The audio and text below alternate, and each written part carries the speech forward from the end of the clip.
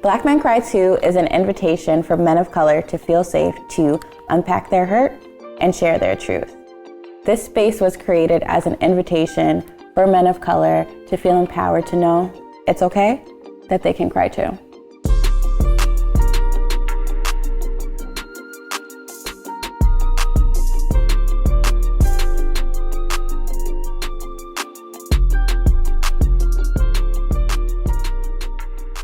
I'm Retro Barbie, hashtag bright hair, dark liquor, and I'm here to tell you to take care of your balls. Black Men Cry Too is sponsored by Manscaped. Cat Curveball. For your partners who like to wander down yonder, make sure you head over to manscaped.com and use code BlackMenCryToo, 2 O's. Your partner and your balls will thank you.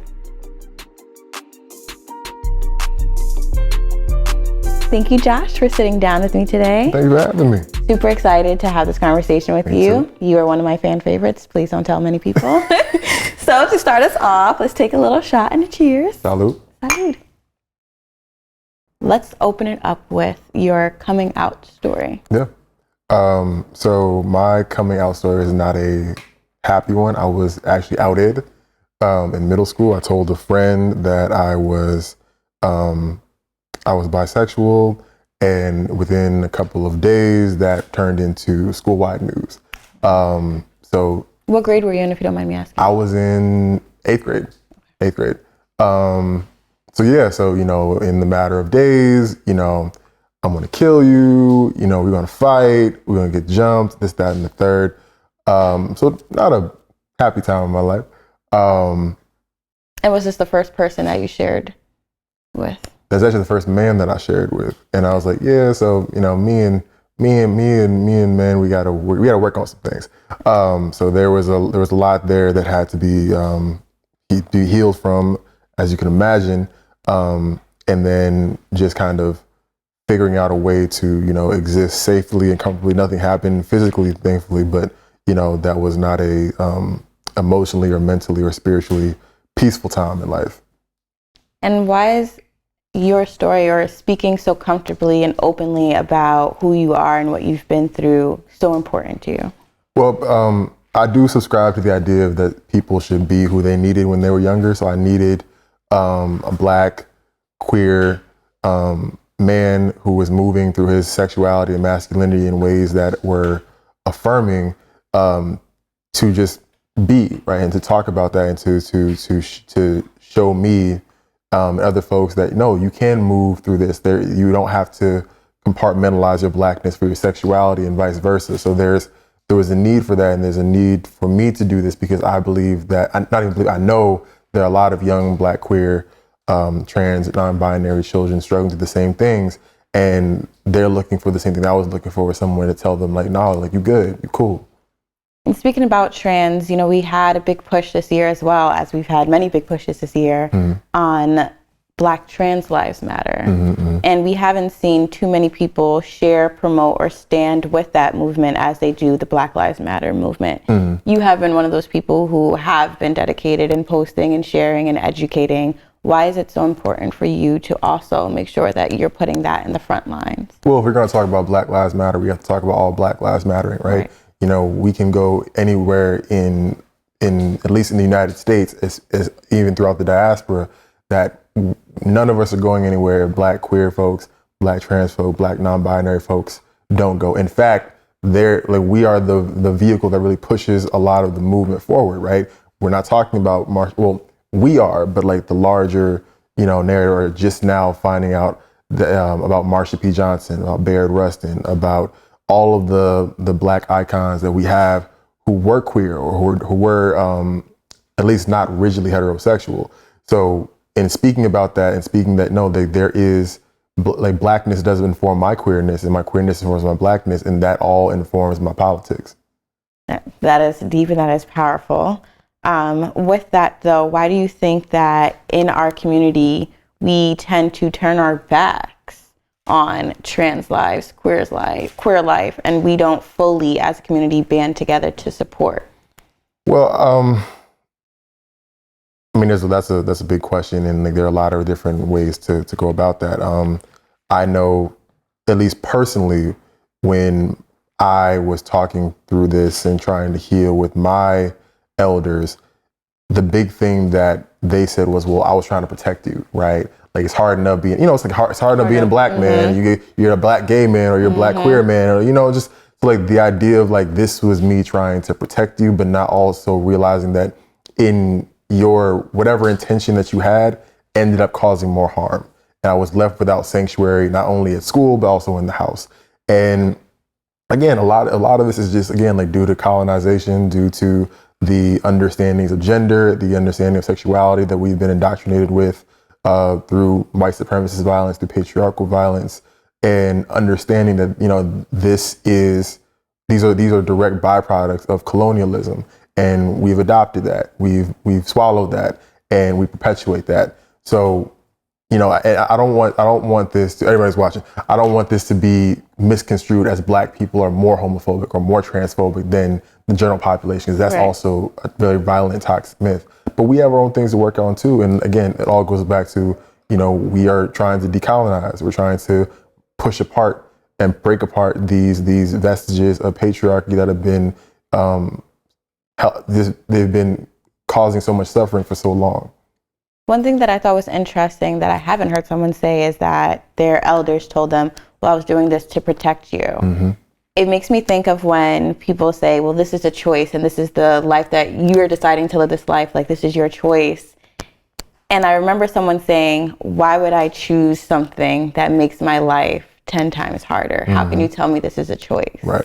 It's already hard enough me waking up being a black man, not knowing if I'm coming home at night. Mm-hmm. Now I'm a black queer man, so it's giving them more reasons to hate me and making me vulnerable as soon as I step outside because I'm at risk. Mm-hmm. That was an interesting point that you made up that made me think about that. But has anyone in your family or your peers questioned your lifestyle or made it seem like it's a choice? Of course, and again, it's just, as you said, the idea of we don't, a lot of us are still working through sexuality and like what sexuality is and what it is not. Mm-hmm. And sexual orientation being something that is incredibly stigmatized in our community and a lot of communities to even discuss.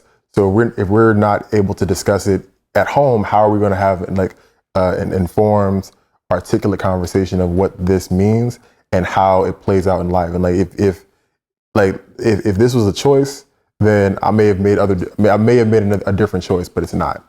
Right. So if we can come to the understanding, if we can have that as a floor to build off of, then maybe we can have understandings of how do we better support the youngins who are coming up, who are trying to move through this with more support. Breaking those generational cycles. Yes, Lord. Yes, God. Something else that you had mentioned too about not being able to have these conversations. Another conversation we're typically not able to have is talk about our mental health, especially in our community. Mm-hmm. And with that, it can lead to, and we have seen with the statistics that we have the higher and highest rate of suicide. Mm-hmm. And if you're comfortable sharing, you are a suicide survivor. Yes. So why is it so important? Not why. How did you find from being a survivor to now, I'm going to use myself to be a platform and I'm going to dedicate time and energy to make sure I'm creating more safe spaces so that the youth, my peers, will no longer have to live in this confined living, in a sense, where we can't talk about how we're feeling. We can't release our emotions. We have to carry this trauma. Yeah, and I think you just said that, right? There's this idea, especially as black men, that, well, first of all, like the idea of black people, we just don't do that, right? We don't die by suicide, and that's totally not true. In fact, like you said, like the suicide rates for black children is rising at an exponential rate. It's been bad. COVID has made it worse. So like we really need to prepare ourselves for what's coming in terms of this mental health crisis, in terms of this crisis of black children ending their lives. And as you said, the need for me to have this conversation was one in that I am not ashamed of this. Like it's not it's a painful part of my narrative, but it's an important one because there were reasons behind this. There were unchecked diagnoses that I didn't know I had. There were things that I just didn't know I inherited from my family, right? I know for a fact that, the queer antagonism and the anti-blackness that I received exacerbated my depression and my anxiety. So if we're not having these conversations and at least being real, I'm doing a disservice with all these people that, follow me. It's even weird to say that. Like, I'm doing a disservice to them because I know for a fact we're all going through it. A lot more of us than we care to admit have had suicidal ideations. They can range from passive to active. Not all of us have plans to end our lives, but a lot more of us have had suicide ideations than we care to admit. And if I'm doing something of value on my platform, I'm trying to have conversations of it is okay to seek out and reach help. It is okay to ask someone, hey, are you thinking about ending your life, right? Do you have a plan? Because I think we have this understanding of, if I ask this person if they are actively suicidal, that means I'm pushing them to end their life. And statistically, the evidence shows that's not the case, right? This person may or may not have made up their mind before you even had this conversation, but we're trying to figure out ways to mitigate harm and link people to care as soon as possible. And we need to be advocates, and we need to be informed. And especially in this time that we're living in, we need to be informed and be advocating for each other and ourselves, because literally we all we have. That is a big fact. One thing that I'm curious about, because it's been shocking for me to hear, like, I personally have lost someone to suicide, which I dedicate this project to. But I've learned through some of my friends' lowest times, they didn't share that they've had those thoughts. Yes. And I hit a low point throughout this year, and it scared me to have a thought. And as soon as that thought happened, like, I have a really good relationship with my therapist, and I just reached out to her like, hey, we need to talk as soon as possible, because the thought I just had scared the crap out of me to have it. How are you able to still have those conversations? How are we able to look to our friends and say, I'm having these thoughts? Right. What do I do? How do we make it less taboo to reach out and say, I need help? The thoughts that are going through my mind are scaring me. I encourage everyone to take a mental health first aid training. I've done that. I think it's very important.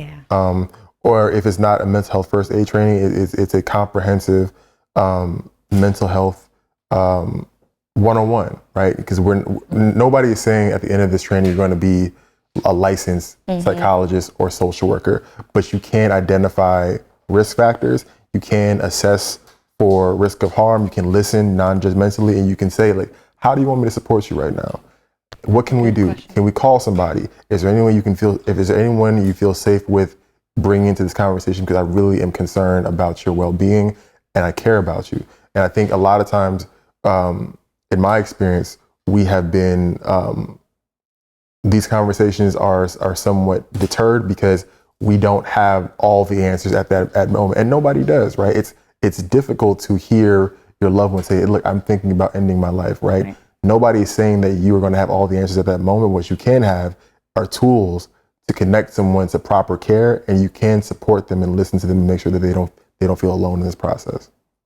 Beautiful. What I think about is when Black parents typically say, how could you feel that way? Look at all, especially immigrant parents, look at all the stuff that you have. Like, you should just be so appreciative that you're not allowed to feel any negative feelings or have any doubts or crazy thoughts within your head, or just be sad, just be hurt because of the fact we should just be appreciative for what we have.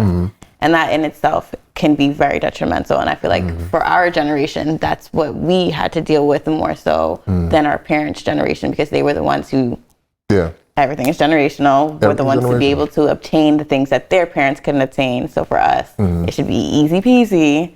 But with that, your platform, Healing While Black, is so imperative and so important. And what caused you to decide, you know what? I'm going to go on this journey and heal myself. And in this process of healing myself, I want to help heal my community. It's just as you said, when I started Healing While Black, it was under a different name. And I was just at a really low point. I was depressed. I did not have any money. I was just not taking care of myself in any way, shape, or form. Everyone around me was just going through it. I was just doing this. It's actually before the 2016 election, and I was doing this to try to cope. I was trying to heal. I was trying to do whatever I could do to make the time pass. I didn't even know if I was going to graduate. And then as the page grew, I noticed that I wanted to shift from political science into I knew I wanted to do something in mental health. I bounced around between psychiatry and psychology and mental health counseling. I eventually landed on social work. And then my page got deleted for some reason, just randomly. And then when it came back, I decided to make that shift in April of 2019 to say I want my page to mirror what I am moving through and how the transition that I'm making in my life. And just wanted to be really honest and transparent of like, this healing journey has not been straight line. It's not been linear by any means. I backslide all the time, but this is a thing that requires love and time and attention and care and support. And it is possible to get to a place in which this is not overtaking your life. It takes work like anything else, and it takes support. But there are people who are doing this work and who are wanting to do this work and wanting to connect people to resources to help them on their journey. And I was wanting to be that. I love that. And I think you're a great person for that. Thank you. With that, you sort of create a safe digital space. Mm-hmm. Are you working towards creating a safe physical space or spaces? Yeah. So it's funny right now because, I'm living upstate and, land is a lot cheaper than it is down here. So, there's, I'm trying to look at buildings and trying to look at contracting and stuff like that. But COVID has put all that to a halt. But yeah, the plan is to have like a physical brick and mortar spot for us to do that. And there's actually a spot, I'm gonna plug out my friends, Rooted Healing in Albany, New York. They did open up a brick and mortar space where yoga sessions were held, support sessions were held, support groups for, mask and femme identified folks to come through and process. I know a lot of folks are just taking clients. A lot of my friends who are licensed clinical social workers were taking clients through the space. So I model what I'm doing after them because I know it is possible to have a spot where we come and get this healing together. And also shout out Julia Jim, who's also creating digital healing spaces. But yeah, so I really am working to, keep the digital space, thriving and vibrant and safe. But the plan is to have a physical space at some point in time. And would you make this space dedicated to the youth? Because it seems like you're very connected with the youth, or at least trying to be connected with the youth. Would it be dedicated to them, or would it be like open for all ages? I mean, it would be open for all ages, but again, I think the overarching message is to make sure that, no teenager has to, think about ending their life, right? Like no Black queer child should think about, ending their life because they weren't accepted. So yeah, there's always going to be a special intention on the youth, but we all need healing, right? At every single age, from 8 to 80. So as long as folks need healing, I would like to be, I would like to have a space to facilitate that in some place, shape, or form. I just want to throw like one little curveball in there. With the folks that need healing, as you mentioned, it goes from 8 to 80. Yep. How do we work towards the 80 side who has been stuck in their ways for a really long time? How do we break down that barrier to finally have those conversations? How do we look to our uncles, aunts, mothers, fathers, grandparents and say, we need to have a conversation about this? I think the one thing I'll say on that note is that, generational healing is a thing. And there's also a lot of people who are doing family therapy. Right. So there's no harm in, there's no, I remember we talked about that first conversation, saying that, you had a really tough conversation with your mom saying that, look, this is what you did. This is what I needed. And this is how it impacted me. Right. And I know that this was probably a response that you learned from your mom. Right. So knowing that this is not okay, or this is what you knew, but this is also how it impacted you and it impacted me. So I think it's really cool if multiple generations can go and, seek out that healing together, to bring everyone into the fold, to know that, we have just adopted and inherited a lot of trauma and we passed it down, and we just shouldn't do this anymore because I don't want to hurt my grandkids. With that, it's almost like what Mac said before. He's also a clinically licensed therapist, that we don't do mental health checkups or mental health check-ins the same way that we do our annuals, our physicals. Yeah. It's something that should also be adopted within families. Yes, it's maintenance. it's maintenance. Yes. It's maintenance within family. It should be maintenance within schools. Yep. And it should be maintenance within work and the place that you are spending majority of your time, which was something I thought about when you were speaking earlier about safe spaces. Like, how can we adopt these mental health check-ins within our everyday life in different sectors of our life, in our personal relationships, in our family relationships, and our work relationships, because those are the 3 heaviest pillars that we take in and day out. But that's something that I would like to see you tackle, because I feel like you would be a great person to come up with some form of practice, platform, structure, programming, even, especially with the youth. Like, if we can adopt that as early as middle school, think about the significant change that we can make. Yes, absolutely. With that, I would like to ask you, what message would you have for the youth? Oh, I have so many. I know. As soon as I said it, I was like, how should I word this to you? Because I'm pretty sure you can write a book. Yeah. Oof. I'll say that, there are a lot of things that we are seeing that may make you feel deficient, that may make you feel less than, that may make you feel inferior. But understanding that all of these things create this narrative that is you, right? Like, Josh can't be Kat can't be Josh, right? Like, Correct. We can't do that because we're masters of our own experiences. And if I tried, I would fail miserably, right? And knowing that is so important, especially in this time in which we are incentivized and rewarded for shrinking our humanity and like going to these really like one-dimensional narratives. We need that, and we need y'all to continue that and just hold on to what makes you. It's hard, but that's what we're here for. That's what BlackMenCryToo is for. That's what Healing While Black is for. We're here to help fortify those narratives and help you protect those things. So, it's okay to just reach out, and it's okay to do that. And we are going to do what we can as, older folks to make sure that you got what you need too. It makes me think about when people say in our community, we don't share enough, and how many secrets from our families that we find out later on in life. Right. Like you had mentioned, you didn't know that your family had a history of mental health or mental health diseases. And within my family, that's been hush hush. So when it finally comes to forefront and you're looking at them like, you knew that. Right, you didn't tell me, This is something that I could have avoided. Right. And that's so imperative of sharing these stories so we don't repeat those same vicious cycles. Yes. Now here's the hardest question I'm going to ask. Okay. 3 songs that get you through any mood. Handsome by Davies. Ooh, that is a good one. That's a good one. That is a good one. Another Harlem person. Yep. Anything by Devin Morrison. Devin Morrison is so smooth. Haven't heard. Oh, you gotta listen to Bussin'. That's nice. Okay. And then Your Love Is King by Sade. I'm just so happy when we bring it back to the old school, because it's just such timeless music that was made back then. Sometimes I think about music now and I'm like, how am I supposed to share this with my offspring? They're not going to get it. That was beautiful.